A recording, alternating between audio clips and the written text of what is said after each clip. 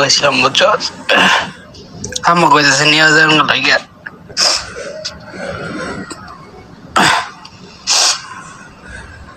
Infection বোধ এটা হয়ে গেছে, সারা শরীরে সরে গেছে বুঝছস।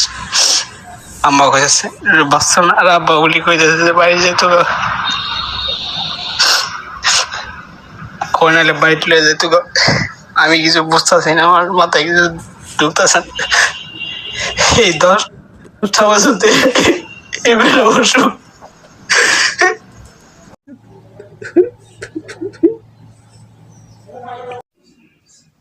বাবা, মঙ্গলবার রাতেও আমি এবং আমার ছোট ভাই রাত 9টার দিকে আলোচনা করতেছি যে যেহেতু ডাক্তারের রিপোর্টগুলো দেওয়া হয়েছে, ডাক্তার কি বলে দেখ।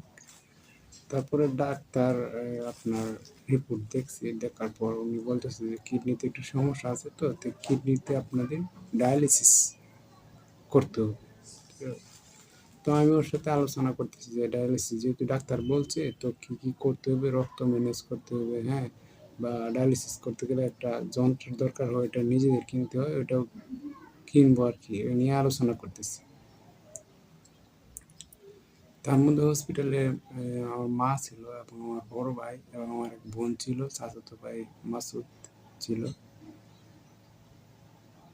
কিন্তু সবকিছুর পরে অনেক দিনে প্রায় 4-5 দিন যাবৎ রোগীকে নিয়ে শিপ ভর্তি করা, কিন্তু রোগীর কোনো উন্নতি নাই। এই হিসাবে দাদা একটু নিরুপায় হয়ে গেছে, বারবার কল দিতেছে আমাকে, হ্যাঁ, আর আমিও তো চাকরির সুবাদই থাকি ঢাকাতে। তো এরকম একটা সিচুয়েশন, তো আমি আবার চাকরি মানে চাকরি সাইডে যে আমি চলে যাব, হ্যাঁ, আমার উপরে একটা নির্ভরশীল। তো এই হিসাবে ওরা আমাকে বলতেছে না তুই থাক, তুই চাকরিটা কর, ঠিক আছে।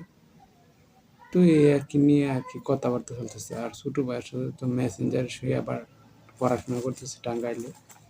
তো সেই হিসেবে তার সাথে আমার অনর্গল কথা হইতেছে, মানে মেসেঞ্জারে আর কি। তো মেসেঞ্জারে ওর সাথে কথা হইতেছে যে কীভাবে কী। তো দাদা একটু পর কল দিতেছে, আমি আর ওর সাথে পরামর্শ করতেছি। বলতে গেলে প্রায় আমরা 3 ভাই মোটামুটি একটা হতবুদ্ধির মতো হয়ে গেছি, মানে পাগলের মতো ছুটতেছি, বা কোথাও গেলে কি একটা মানে একটু সলিউশন পাবো, এরকম একটা পরিস্থিতি। এর মধ্যে রাত প্রায় 10টা বাজে। তো 10টা বাজে ছোট ভাই বলতেছে যে আব্বার পরিস্থিতি তো ভালো না, তো আমি যেহেতু আমার পরীক্ষা আছে আমি স্যারের সাথে বলছি, তো আমি চলে যাইতেছি আর কি। তো সে 11টার ভিতরে